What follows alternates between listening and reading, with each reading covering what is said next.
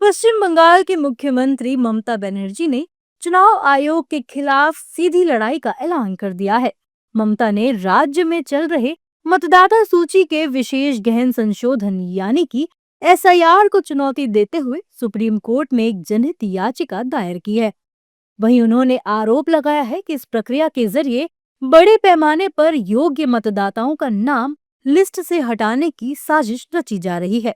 CM ममता ने court से गुहार लगाई है कि आने वाले विधानसभा चुनाव पिछले साल तैयार की गई मौजूदा वोटर लिस्ट के आधार पर ही कराए जाएं, जिसके चलते ममता बनर्जी नई दिल्ली में election commission chief Gyanesh Kumar से मुलाकात करने वाली हैं।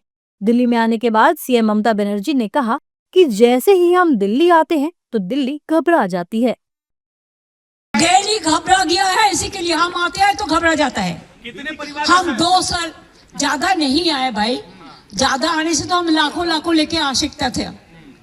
मैं सिंबॉलिक 50 परिवार है जिसको जिंदा है लेकिन उसको मौत दिखा दिया, और 50 ले हैं जिसको एसआईआर में डेथ हो गया है। तो ये चुनाव आयोग से मुलाकात करेंगे ये लोग? चुनाव आयोग में तो सब नहीं जाएगा, कल प्रेस को मीट करेगा।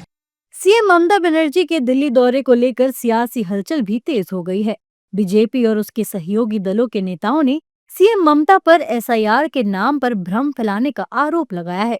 बीजेपी नेताओं ने बताया कि सीएम ममता बनर्जी की झूठ बोलने की आदत बहुत पुरानी है।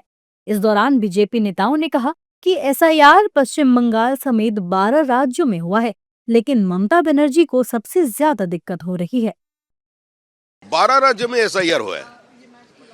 किसी राज्य की मुख्यमंत्री कभी ऐसा ताम झाम करके इस जगह पर पहुंचा है? उसका कारण यही है, ममता बनर्जी डर गई है। वो जानती है डेज आर नंबर्ड।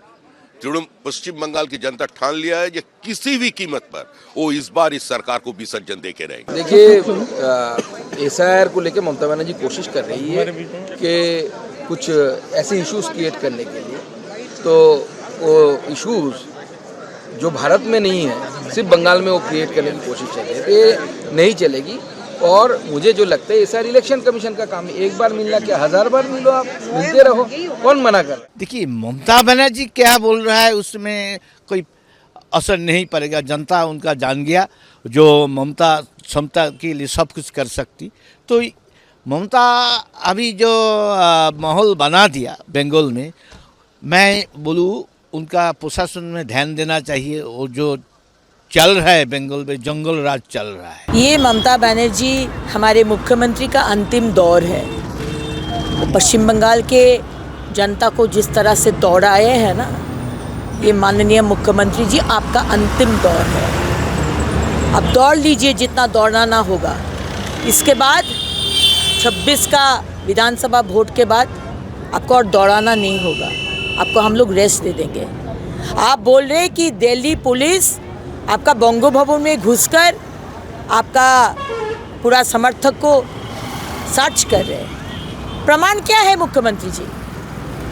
आप तो झूठ बोलते हैं, आप सुबह से शाम तक आप झूठ बोलते हैं। हालांकि विपक्षी दलों के नेताओं ने सीएम ममता के दिल्ली दौरे का समर्थन किया है। वहीं विपक्षी दलों के नेताओं का कहना है कि एसआईआर में गड़बड़ी हुई है और बड़े पैमाने पर हुई है। जिस तरीके से एसआईआर को सुप्रीम कोर्ट ने इलेक्शन कमीशन को ये जिम्मेदारी दी है कि एसआईआर होना चाहिए, पर साथ ही साथ एसआईआर को एक टूल की तरह इस्तेमाल किया जा रहा है। कैसे लोगों के नाम उस रजिस्टर में से काटे जाएं, उनके वोटिंग के अधिकारों से छीने जाएं, और लगातार वहां के सिटीजन्स को, रेजिडेंट्स को तकलीफ दी जाए कि बार बार आकर अपने डॉक्यूमेंट्स पेश करें, और अगर डॉक्यूमेंट्स, जो भी डॉक्यूमेंट्स वो मांग रहे हैं उसकी आड़ में उनका नाम कैंसिल हो रहा है, तो उसकी लड़ाई वो सक्षम तरीके से लड़ रही हैं। और भारतीय जनता पार्टी समझ चुकी है कि इतनी बार इलेक्शन वेस्ट बंगाल में हारने के बाद उनके पास एक ही ये चारा रह गया है कि लोगों जो ममता बनर्जी के साथ लगातार खड़े हुए हैं उनको किस तरीके से उनके वोटिंग के अधिकारों से छीने जाएं और उस तरीके से इनको किसी तरीके का फायदा हो। तो शर्मनाक है, और उम्मीद है कि ममता बनर्जी जो लड़ाई लड़ रही हैं हम सब उनके साथ हैं, और ये आवाज हम बुलंदी से उठाते रहेंगे। देखिए, एसआईआर जो मामला जो लड़े अपना एसआईआर के लिए क्या विरोध करना है, क्या सही है, तो वो बताएंगी ना, हम तो नहीं बता सकते। बता दें कि सीएम ममता बनर्जी ने चुनाव आयोग पर आरोप लगाया है कि ऐसे बहुत से परिवार हैं जो जिंदा हैं और उन्हें मृतक घोषित कर एसआईआर से उनका नाम काट दिया गया है। मुख्यमंत्री का मुख्य तर्क ये है कि एसआरओ और माइक्रो ऑब्जर्वर की भूमिका एसआईआर प्रक्रिया की देखरेख तक सीमित नहीं थी, क्योंकि उन्हें अप्रूविंग अथॉरिटी के रूप में भी नामित किया गया है।